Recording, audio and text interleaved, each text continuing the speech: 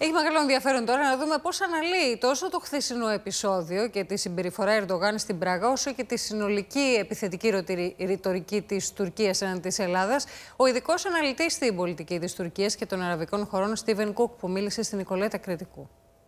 Mitsotakis and Erdogan had a heated exchange during a dinner of the European political community in Prague.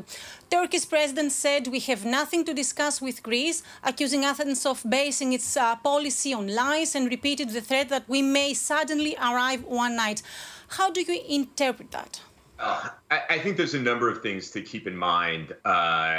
One, President Erdogan is facing a very tough electoral fight in the 2023 presidential elections. He's considerably underwater, as we say here in the United States. The poll numbers are not good for him. Attacking Greece rhetorically is always going to be a good bet for President Erdogan electorally to whip up nationalist sentiment.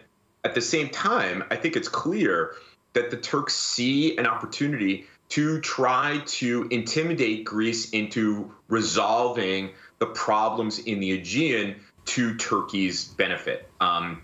It seems at this point, though, that Greece is not going to be intimidated by Erdogan's threats and rhetoric, which has raised concern, obviously in Athens as well as in Washington, about the potential for conflict between Greece and Turkey. Kyriakos Mitsotakis responded to the provocations, asking Erdogan to act as a responsible leader, not to question the sovereignty of Greek islands, and on that basis, Greece would be open to a dialogue. Is there actually room for bilateral discussions?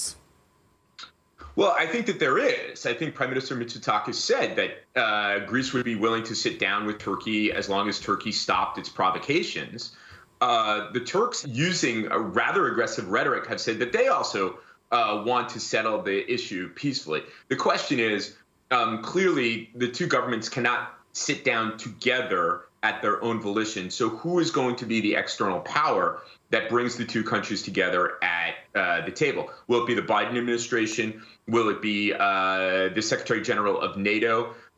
I think the obvious candidate is the Biden administration, given the obviously the close relations between the two countries. And I know that within Washington, there is a lot of discussion about this issue and how to avoid conflict between Greece and Turkey. After the National Security Advisor was in Turkey over last weekend, I think people in Washington are getting more concerned about the situation, and you might see more diplomatic activity on the part of the United States.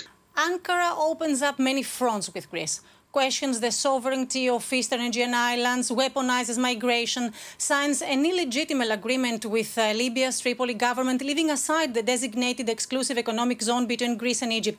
Are we dealing with an unpredictable situation that could flare up anytime soon? Yes, you are dealing with an unpredictable situation. From my perspective, the most important thing to keep in mind is the background of why this is all happening, and that it is coming at a time when President Erdogan is at his weakest politically since he came to office 20 years ago. There is also a strategic perspective here. Turkey believes that the maritime agreements between Greece and Egypt, the Greek maritime exclusive zones, these kinds of things bottle Turkey up in the Eastern Mediterranean. But that is something that is subject to negotiation, not aggressive rhetoric or even military action. How possible is it to see in the following weeks Turkey's drilling ships to resume gas and oil explorations 6 miles north of the Sea of Crete? I think it's entirely possible that you're going to see the Turks use all of their assets of national power to try to intimidate Greece. I think that the Turks don't believe that Greece is up for a fight, and that Greece can be easily intimidated. He believes that the Greeks will ultimately back down, and that the United States will ultimately counsel the Greeks to make some sort of compromise. I think that President Erdogan is reading the history going back to the 1990s and believing that this is possible.